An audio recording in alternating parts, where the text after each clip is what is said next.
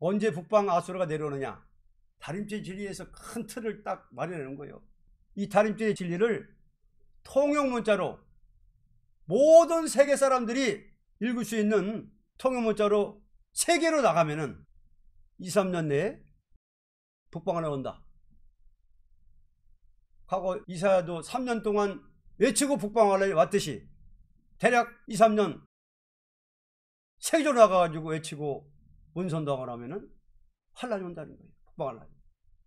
그때 이 다림쥐의 진리를 따라온 사람들은 환란이 와도 보여주고 들림받고, 순종치 않는 사람들은 이제 북방한테 밟힌다.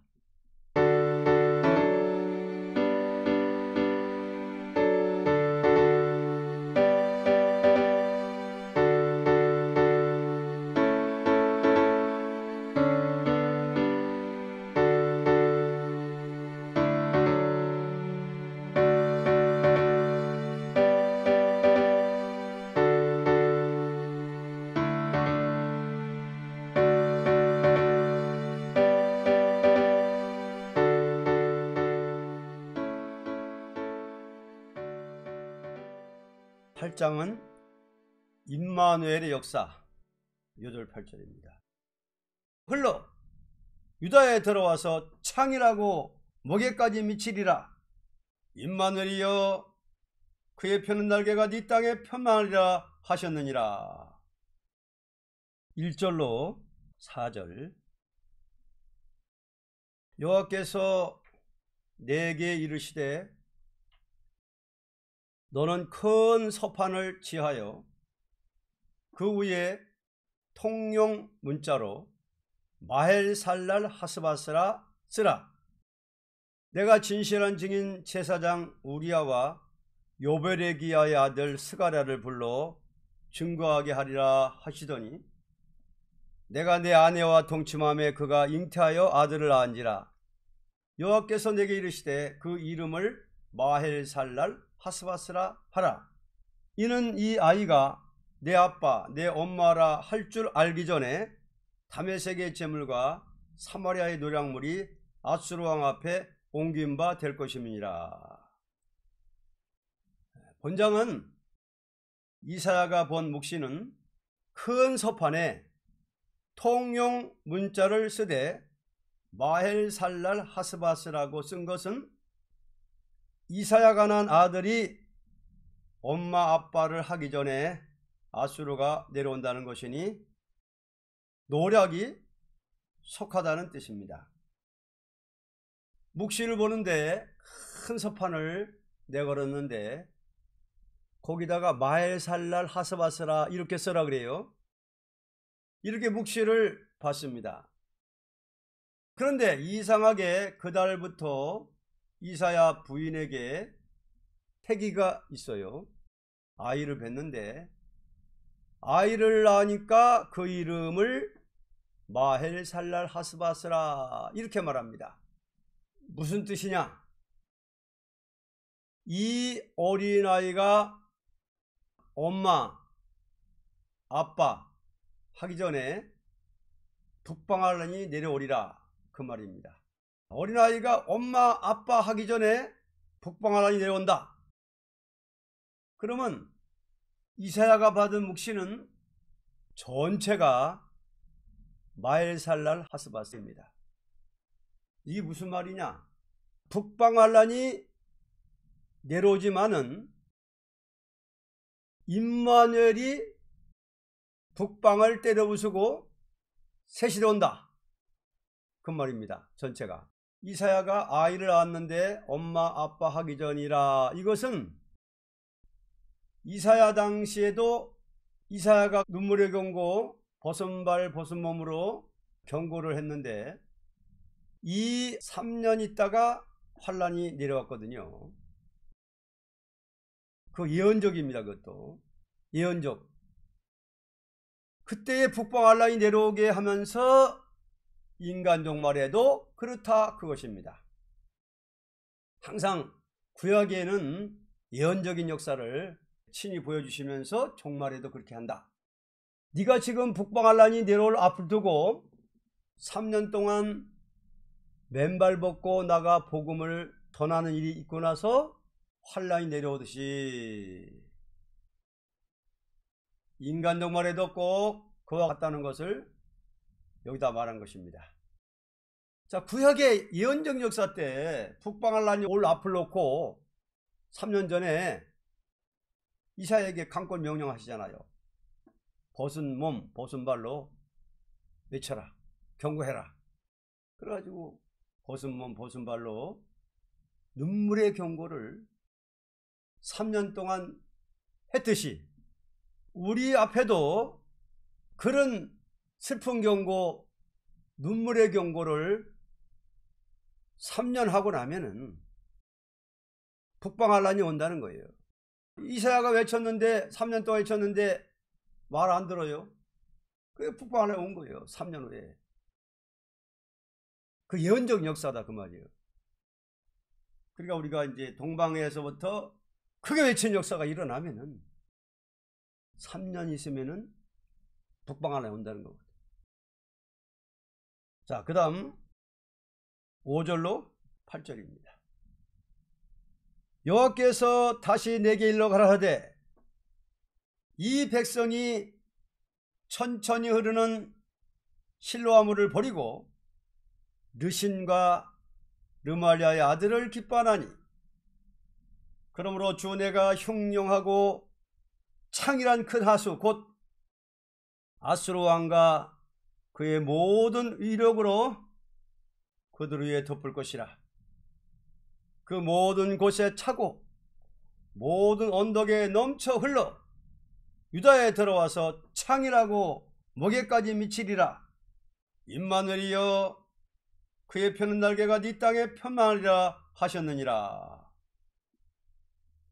여호와께서 이사야에게 이른 말씀이 이스라엘이 실로아의 물 같은 하나님의 말씀을 버리고 북방 배도적인 배가를 기뻐함으로 아수르의 세력이 큰 물이 창이라여 내려밀듯이 아수르가 오지만 임마누엘의 강한 세력이 땅에 편만하리라고 한 것은 다음과 같은 뜻이 있습니다. 이것은 이사야가 받은 심판의 다림줄인 진리를 서판에 기록하듯이 만민이 알도록 전해질 때는 2, 3년 내에 북방한란이 온다는 뜻이며 북방한란이 올 때 임마누엘의 정권이 세계를 덮는 새 시대가 온다는 것입니다.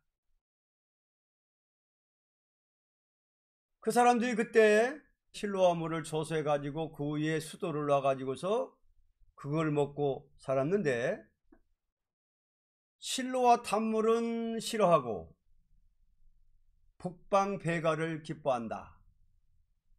북방 배가는 배도자인데 사마리아는 다윗 왕국을 대적하는 배도자지요. 이게 쑥물이거든요. 생소가 아닙니다. 그래 너희들이 하나님 말씀 다윗 왕국으로 말미암아 새 시대 온다는 말씀은 너희가 싫어하고 북방 사마리아를 기뻐한다는 건 너희도 사마리아 같이 변했다 그 말입니다. 그러니까 하나님께서 진노해서 너 예루살렘을 몽땅 없애는 데는 북방 환란이 홍수같이 내려와서 언덕에 선 사람의 목에까지 올라오도록 물이 내려오듯이 내가 북방 환란이 오게 하겠는 데는 임마누엘 정권이 세계를 통일한다. 그러면 이것도 과거를 말한 겁니까? 미래를 말한 겁니다. 미래를 말한 거거든요. 그러니까 우리가 지금 말하는 건 오래 사용했던 맑은 포도주 같은 이 말세 복음, 세일의 복음, 계시록과 선지서의 말씀, 성령을 해석한 말씀, 이게 생수인데 실로아물인데 이거를 싫어한다 그 말이에요. 이스라엘이. 이게 사는 물인데 사는 물은 싫어하고 쑥물은 좋아한다 그 말이 오늘의 영적 이스라엘 교회가 이걸 반대하고 지금 공산당과 협상하잖아요. 지금 공산당과 협상하는 거 이게 쑥물인데 이거를 좋아한다 그 말이에요. 오늘의 교회가 북방 공산당 정책이라는 건 쑥물 아닙니까? 쑥물. 자, 사마리아가 다윗왕국을 대적하던 쑥물인데 옛날 북이스라엘 에브라임을 중심해서 열지파가 다윗왕국을 대적했다 그 말이에요. 그게 쑥물인데 그걸 좋아한다 그 말이에요. 오늘의 교회가. 그러니까 망하리라. 그러면 북방을 기뻐한다고 해서 북방한테 삽니까? 자, 이 사람들은 북방이 들어오니까 북방의 비율을 맞추고 북방을 기뻐하고 타협 협상하면은 북방이 안 죽일 줄 알고 살려줄 줄 알고 그러는데 하나님은 북방한테 밟히게 한다는 거예요. 북방이 내려오게 한다는 거예요. 이렇게 됐거든요. 꼭 지금 때가 꼭 요때가 왔습니다. 지금 북방은 사마리아 됐지요. 지금 옛날에는 교회가 있었지만은 지금 사마리아 됐어요. 교회가 있긴 있지만은 몰래 정말로 목숨 걸고 예배드리는 사람들도 있지만은 지금 북방은 사마리아가 됐어요. 사마리아 됐습니다. 이와 같이 이스라엘 왕국 쪽에 북방 열지파가 사마리아 됐거든요. 아수르 손에 먹힌 나라가 돼버렸단 말이죠. 지금 우리 대한민국 정세와 꼭 같습니다. 지금 우리나라하고 북한하고 중국, 러시아. 지금 공산당이 남한을 몽땅 고스란히 먹으려 하는 게 틀림없는데 그냥 평화 하는 거예요. 자기네 공산당 사상은 버리고서 우리 남한 정부를 따라오겠다는 거예요. 그대로 공산당 사상 그대로 안 버리고 그냥 협상하자는 거거든. 강해요. 뭐 승기가 났어요. 지금 우리는 우리 대한민국에 실로아물 같은 말씀이 나타났습니다. 지금 우리가 먹는 물은 실로아물이에요. 실로아물. 생수. 어떤 생수냐? 2700년 동안 모르도록끔 다 봉해놨던 계시록과 선지서 해석이 성령으로 햇빛같이 나타나가지고 우리는 그걸 먹고 있는 겁니다. 이거를 먹어야만이 환란 명고 세시대가지 이건 싫어하고 북방과 타협하고 WC와 타협하면은 북방 환란이 망한다는 거예요. 이제 우리는 대한민국에 멸공 진리가 나타났으니 정부에서도 이 말씀을 가지고서 빨리빨리 백성에게 전해서 멸공 사상을 넣어줘야 됩니다. 그래야죠. 이거 큰일 납니다. 협상 이거 안 되는 거예요. 이사야 성경의 비밀이 대한민국에 나타났죠. 협상자들은 평화통일 하니까 좋다고 해서 이젠 다 집어던지고 우리 한번 평화통일 어디 해봅시다.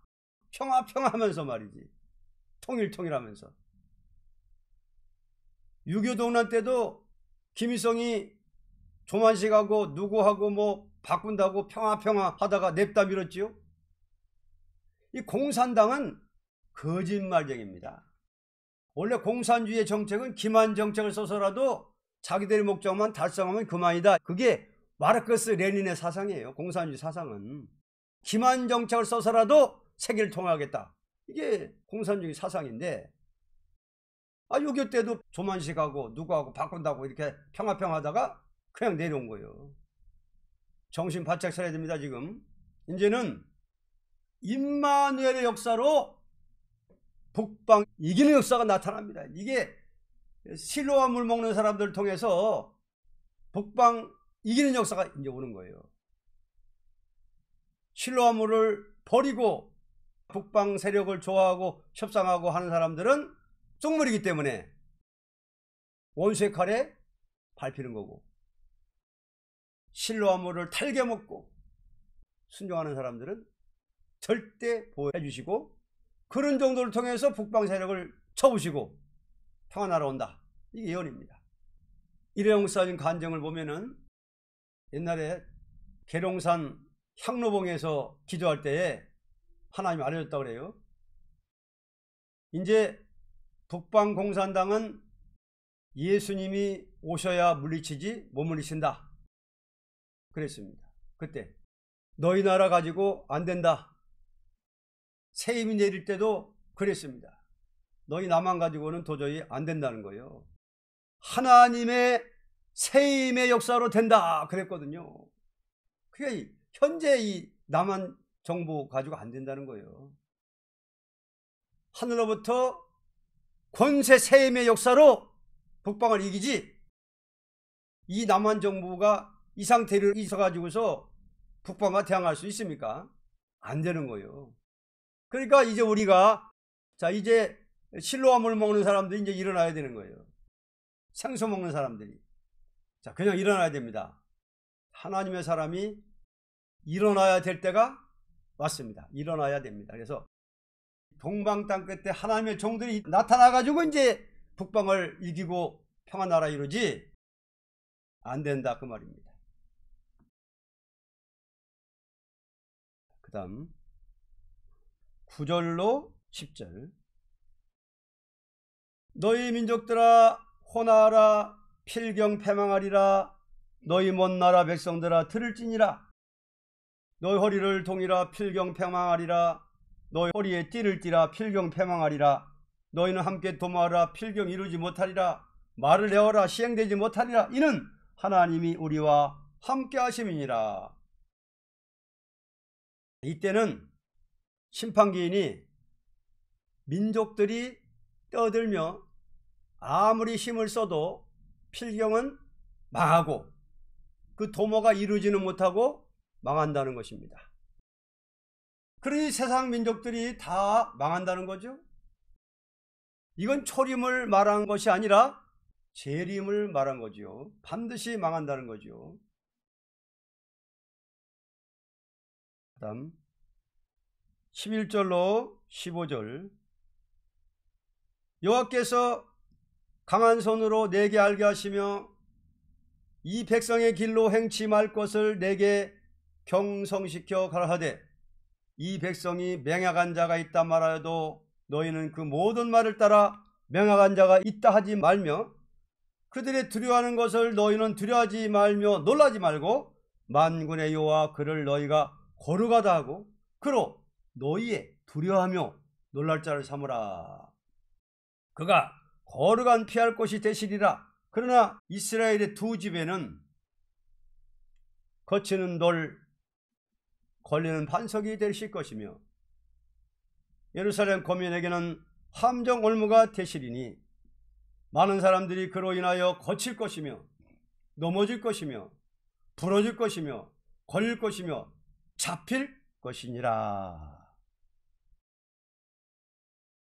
그러므로 북방 세력과 맹약이 있는 자는 이때에 북방이 망하는 동시에 다 망할 것이고 여호와를 두려워하는 자만이 피난처가 있으므로 그 밖에 하나님을 경외치 않는 이스라엘은 임마누엘을 통하여 다 망하고 말 것이다 하는 것입니다. 자, 여기 대환란이 일어나면 북방과 우리 협상을 해야 산다는 거요. 하나님을 두려워야 된다는 거요. 하나님을 두려워야 된다 하는 것입니다. 하나님을 두려워하는 자들은 하나님 피난처가 되신다는 거예요. 보호해준다는 거예요. 북방을 두려워하지 말라. 협상하지 마라. 하나님을 두려워해라. 그래야 피난처가 있다. 너희들이 만일 북방과 협상한다면 너희 두 집이 다 망하리라. 그 말입니다. 두 집. 옛날 두 집이 뭡니까? 옛날 12지파가 북방 10지파, 남방 2지파. 북방 10지파가 사마리아 돼 가지고 아수르에게 먹혔고 또 남쪽 2지파 유다 베냐민, 남쪽도 예루살렘이 또 먹혔단 말입니다. 그러니까 말세에 가서 북방과 협상하는 일이 있다면 절대 북방한테 망하고 먹히리라, 이렇게 말한 것입니다. 그래서 이것은 과거를 말한 것이 아니란 말입니다. 반드시 북방을 두려워하지 말고 이때 하나님을 더 무서워해라. 그렇게 해야 너희가 피난처가 있고 승리하리라, 그 말입니다. 16절로 18절. 너는 증거의 말씀을 싸매며 율법을 나의 제자 중에 봉함하라. 이제 야곱 집에 대하여 낯을 가리우시는 여호와를 나는 기다리며 그를 바라보리라. 보라, 나와 및 여호와께서 내게 주신 자녀들이 이스라엘 중에 징조와 예표가 되었나니 이는 시온산에 계신 만군의 여호와께로 말미암은 것이니라. 이러한 심판기 올 때에 하나님은 끝까지 여호와를 기다리고 바라보는 자에게 역사하심으로 징조와 예표가 된다는 것입니다. 이러한 때에 하나님께서 끝까지 기다리는 사람들을 통해서 반드시 징조와 예표가 되게 해가지고서 이 시온산 통치왕국이 오게 한다, 그 말입니다. 우리는 좀 더 하나님께 기다리고 기다려야 됩니다. 경솔하게 북방과 협상하면 안 되죠, 그 말입니다. 끝까지 기다리는 사람, 그 사람들을 들어서 하나님께서 역사에서 반드시 북방을 치겠다는 것입니다. 그 다음 19절로 22절. 혹이 너에게 고하기를 치절거리며 석살거리는 신접한 자와 마술사에게 물으라 하거든 백성이 자기 하나님께 구할 것이 아니냐, 산 자를 위하여 죽은 자에게 구하겠느냐 하라. 마땅히 율법과 증거의 말씀을 쫓을지니 그들의 말하는 바가 이 말씀에 맞지 아니하면 그들이 정령이 아침빛을 보지 못하고 이 땅으로 헤매며 곤고하며 줄일 것이라. 그 줄일 때 번주하여 자기 왕 자기 하나님을 저주할 것이며 위를 쳐다보거나 땅을 굽어보아도 환난과 흑암과 고통의 흑암뿐이리니 그들이 심한 흑암 중으로 쫓겨 들어가리라. 하나님의 종말 역사가 증거로 나타날 때에 어떤 마술사에게 무엇을 물어봐도 안 되고 오직 증거의 말씀을 쫓아서 행하야만 된다, 그 말입니다. 만일 증거의 말씀에 맞지 않는 증거를 하는 자라면 그 자신이 저주를 받아 흑암에 떨어져 망하고 만다는 것입니다. 이제 말세에 가서 우리 어떤 신접한 자한테 가서 물어볼 필요가 있겠느냐, 그겁니다. 우리 하나님 말씀에 정확히 다 있는데, 그러니까 아니 점쟁이 비스름한 속살거리고 치절거리는 자에게 물어보지 마라.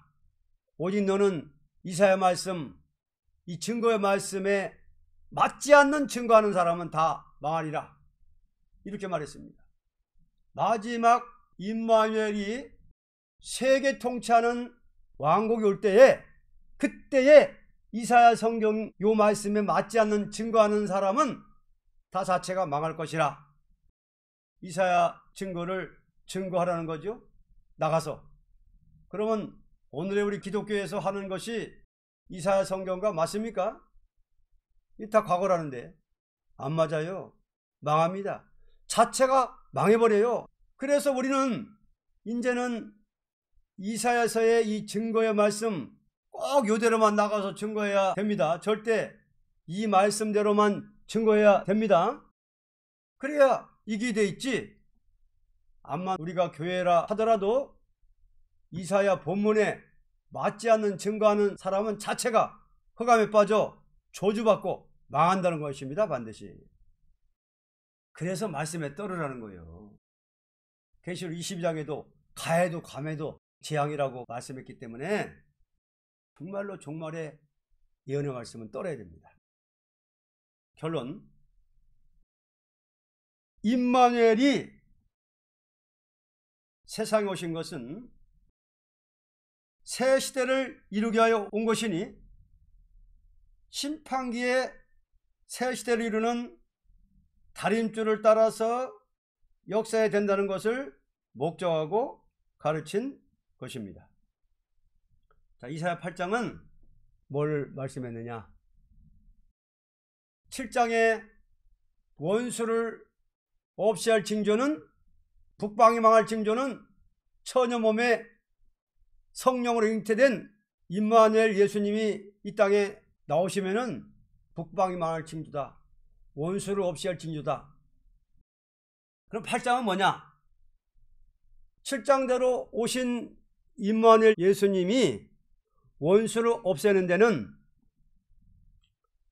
한 번 영적 이스라엘 모든 교회에 심판의 다림줄의 진리를 가지고 눈물의 경고, 슬픈 경고를 이사야처럼 하고 나면은 아수라가 내려온다. 북방 하나님 온다. 이거 말하는 거예요. 이때에, 이러한 때에 해돋는 동방 땅끝에서 나타난 그 생수 같은 진리, 실로아물 같은 선지서와 계시록을 성령으로 햇빛같이 해석해서 나타난 이 진리를 안 먹고, 생수를 안 먹고, 쑥물을 먹고 북방을 기뻐하고 협상을 좋아하고 이 진리를 싫어하고 실로아물은 싫어하고 쑥물을 좋아하는 사람들은 북방에게 먹힘을 당하게 한다. 그러니까 임마누엘이 이사야 7장대로 세상에 오신 것은 왜 오셨느냐? 뽀또와 꿀을 먹는 새 시대를 이루게 하여 오신 것이니 심판기에 새 시대를 이루는 다림줄을 따라서 역사해야 된다는 것을 목적하고 가르친 것이다. 이 다림줄의 진리 역사를 따라오는 사람들이 보호받고 새 시대가 간다.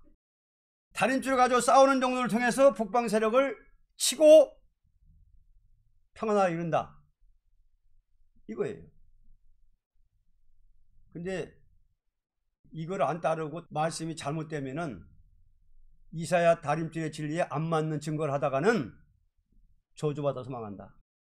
말씀에 떠는 자를 권고한다는 말씀대로 정말로 실로아물 같은 이 햇빛 같은 말씀을 달게 먹고 그 물을 먹고 따르는 사람들은 하나님이 절대 보여주시고, 그런 종들에게 철장 곳에 줘가지고 권세세임 줘가지고 북방을 치고 이 땅에 평안나라를 건설한다. 이것이 예언이다.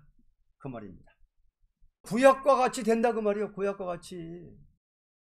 구약에도 이스라엘 나라가 실로아물 같은 단물 같은 생수를 버리고 북방을 기뻐하고 타협하고 이르다가 10지파가 망하고 나중에는 2지파도 망했듯이 신약교 종말에도 그렇다는 거예요. 영적 이스라엘 교회가 이렇게 실로아물 같은 생수가 나타나는데도 이거를 대적하고 싫어하고 WC를 좋아하고 북방을 좋아하고 따라가다가 망한다. 이게 오직 다림줄의 진리를 통해서만이 보호받고 다림줄의 진리 역사를 통해서만이 역사하신다는 것을 믿고 절대 말씀에 떨고 가감하지 말아라. 이 말씀에 맞지 않으면은 아침 빛을 못지 못한다. 허감에 떨어진다는 거죠. 그래서 오늘은 이사야 8장 임마누엘의 역사라는 제목이었습니다. 언제 북방 아수르가 내려오느냐? 다림줄의 진리에서 큰 틀을 딱 마련해놓은 거예요. 이 다림줄의 진리를 통용문자로 모든 세계 사람들이 읽을 수 있는 통용문자로 세계로 나가면은 2, 3년 내에 북방을 나온다. 과거 이사야도 3년 동안 외치고 북방을 왔듯이 대략 2, 3년 세계적으로 나가가지고 외치고 문선동을 하면은 환란이 온다는 거예요. 북방환란이. 그때 이 다림질의 진리를 따라온 사람들은 환란이 와도 보여주고 들림받고, 순종치 않은 사람들은 이제 북방한테 밟힌다. 몇 년 동안, 3년 반 동안, 며칠 동안, 1260일 동안, 몇 달, 42달 동안. 그러니까 지금 우리는 이제 이걸 전할 사명이 있고, 이 진리대로 오는 역사를 자꾸만 사모하면서 나가야 되죠.